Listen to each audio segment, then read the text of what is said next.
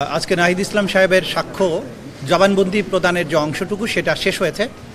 আপনারা সবাই শুনেছেন যে তিনি একজন সমন্বয়ক হিসাবে এবং জুলাই আগস্টের যে ছাত্র গণ অভ্যুত্থান ছিল সেটার একদম শীর্ষ পর্যায়ের নেতৃত্বের জায়গা থেকে তিনি কিভাবে দেখেছেন এই আন্দোলনটা কিভাবে শুরু হয়েছিল, বৈষম্য বিরোধী আন্দোলন, কোটা বিরোধী আন্দোলন প্রথমে কিভাবে শুরু হয়েছিল, কিভাবে সরকার সেটাকে দমন পীড়নের মাধ্যমে যখন দমনের চেষ্টা করলো, এটাকে নিশ্চিহ্ন করার চেষ্টা করলো, কিভাবে আন্দোলন বেগবান হলো এবং কোটা পদ্ধতি বাতিলের ব্যাপারে তদানীন্তন প্রধানমন্ত্রী আসামি শেখ হাসিনা যে চাতুর্যপূর্ণ অবস্থান নিয়েছিলেন সেই ব্যাপারে তিনি বলেছেন যে আসলে তিনি বলেছেন যে রাগের মাথায় আমি বাতিল করেছি, অর্থাৎ তারা বুঝতে পারছিলেন যে কোটা পদ্ধতিকে আবার ফিরিয়ে আনা হবে।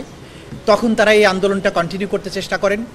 আন্দোলন চলাকালে যেভাবে নির্বিচার হত্যাকাণ্ড চালানো হয় তাতে ক্রমান্বয়ে আন্দোলন কিভাবে দানা বাঁধে সেই কথাগুলো তিনি বলেছেন। কিভাবে সমন্বয়কদেরকে গ্রেপ্তার করা হয়েছিল, কিভাবে তাদেরকে গোয়েন্দা সংস্থার মাধ্যমে চাপ দেওয়া হয়েছিল আন্দোলন প্রত্যাহার করার জন্য, সব শেষ পর্যায়ে শেখ হাসিনার সাথে তাদেরকে মিটিংয়ে বসানোর জন্য চাপ দেওয়া হয়েছিল, যেটা তারা অ্যাভয়েড করতে সক্ষম হয়েছিলেন। গোয়েন্দা সংস্থা এবং সরকারের চাপে তাদের ইচ্ছামতো স্টেটমেন্ট না দেওয়ার কারণে নাহিদ ইসলামকে অপহরণ করে আয়নাঘরে বন্দি রেখে তার উপর যে নির্মম নির্যাতন চালানো হয় সেটার বর্ণনা তিনি দিয়েছেন। অ্যান্টিব্যাকটেরিয়াল অ্যাডিটিভ যুক্ত সেরা ওয়াটার ট্যাঙ্ক বিশুদ্ধ পানিতে ব্যাকটেরিয়া জন্মাতে দেয় না। কিভাবে তাকে রাস্তার মধ্যে জলসিঁড়ি প্রজেক্টের ওখানে ফেলে দেওয়া হয় সেই বর্ণনা তিনি দিয়েছেন এবং বিশেষ করে 17, 18 জুলাই, 19 জুলাই যে নির্মম হত্যাযজ্ঞ হয়েছে সেগুলোর বর্ণনা তিনি দিয়েছেন।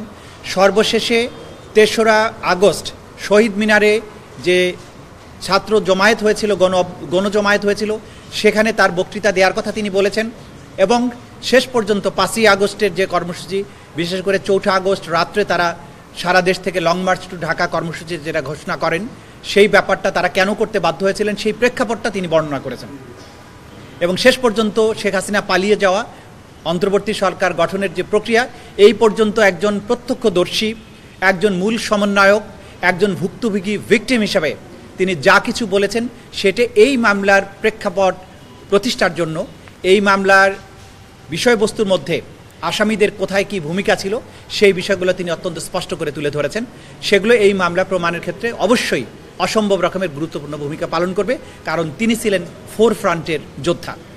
তো আশা করছি এরপর ওনার বক্তব্যের পরে আমরা আমাদের টেকনিক্যাল একজন এক্সপার্ট আছেন এবং আইও আছেন, হয়তো এর বাইরে ম্যাক্সিমাম আমরা চিন্তা করে দেখব, আমরা ফাইনাল ডিসিশন নেব, হয়তো আরও একজন সাক্ষী বাড়তেও পারে, বাট এটা আমরা এখনও চূড়ান্ত সিদ্ধান্ত নেইনি এবং তার মধ্য দিয়েই এটার আমরা আশা করছি যে সমাপ্তির দিকে যাবে। মানে আরও 3 জন আমরা সংখ্যা বলছি না, এখন আমাদের সাক্ষী আসলে টেকনিক্যাল এক্সপার্ট ছাড়া খুব বাকি নাই বলে আমরা বলতে পারছি।